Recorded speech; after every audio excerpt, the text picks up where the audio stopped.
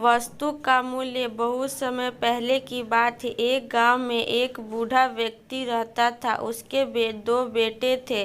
बूढ़ा वस्तुओं के उपयोग के मामले में कंजूस था और उन्हें बचा बचा कर उपयोग किया करता था। उसके पास एक पुरानी चांदी का पात्र था।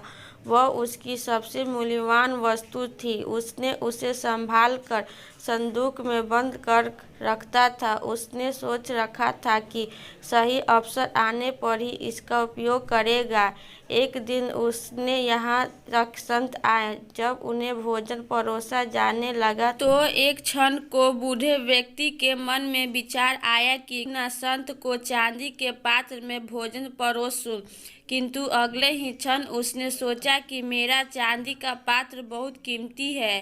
गांव-गांव भटकने वाले इस संत के लिए उसे क्या निकालना। जब कोई राजसी व्यक्ति मेरे घर पधारेगा तब यह पात्र निकालूंगी। यह सोचकर उसने पात्र नहीं निकाला। कुछ दिनों बाद उसके घर राजा का मंत्री भोजन करने आया। उस समय भी बूढ़े व्यक्ति ने सोचा कि चांदी का पात्र निकाल लूं, किंतु फिर उसे लगा कि यह तो राजा का मंत्री है। जब राजा स्वयं मेरे घर भोजन करने पधारेंगे तब अपना कीमती पात्र निकालूंगा।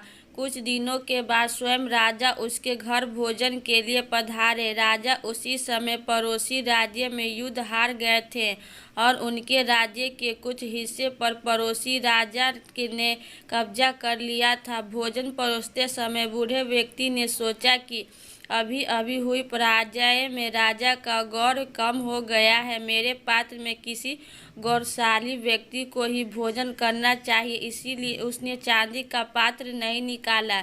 इस तरह उसका पात्र बिना उपयोग के पड़ा रहा। एक दिन बूढ़े व्यक्ति की मृत्यु हो गई। उसकी मृत्यु के बाद उसके बेटे ने उसका संदूक खोला। उसमें उसे काला पड़ा हुआ चांदी का पात्र मिला। उसने वह पात्र अपनी पत्नी को दिखाया और पूछा, इसका क्या करें।